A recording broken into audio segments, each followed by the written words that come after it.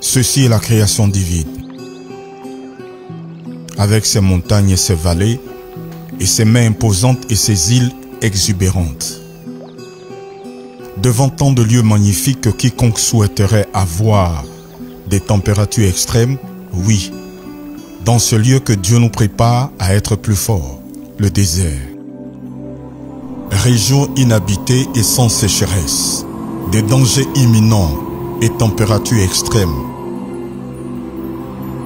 Oui, et dans ce lieu que Dieu nous prépare à être plus forts. Abraham, Moïse, les enfants d'Israël et le Seigneur Jésus lui-même ont dû passer par là. Le désert, c'est l'université du Saint-Esprit. En elle, pas de nourriture, d'eau ou d'ombre. Mais c'est dans le désert que le peuple d'Israël a appris que leur gagne-pain venait du Très-Haut. Moïse a plus vu Dieu dans le désert que dans le palais de Pharaon. Même le Fils de Dieu n'a pas pu échapper. Mais il a été là pendant 40 jours pour préparer sa mission ici sur terre. Que ce soit le désert physique ou spirituel, lorsque nous sommes pris par le Saint-Esprit pour le servir, Dieu veut nous parler, car parfois le bruit de la ville et les nombreuses distractions nous empêchent d'entendre sa voix. Et le silence du désert est nécessaire pour faire attention à ce qu'il veut montrer. Les théories ne sont pas les études que vous allez apprendre à être fort. C'est en pratique. C'est dans le feu de l'action que nous sommes formés.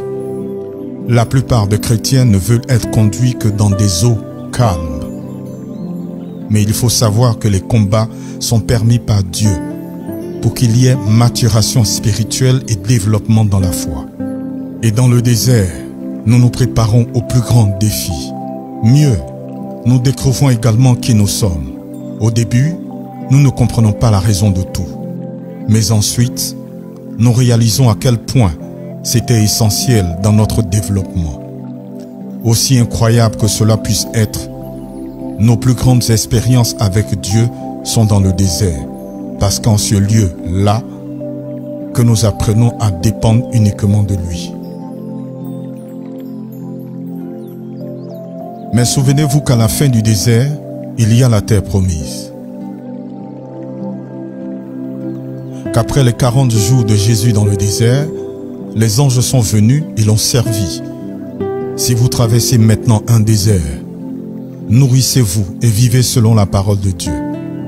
Car à la fin de tout cela, vous serez préparés pour les grandes choses que Dieu a en réserve pour ceux qui l'aiment. C'est pourquoi je me plais dans les faiblesses, dans les outrages, dans les calamités, dans les persécutions, dans les détresses pour Christ. Car quand je suis faible, c'est alors que je suis fort.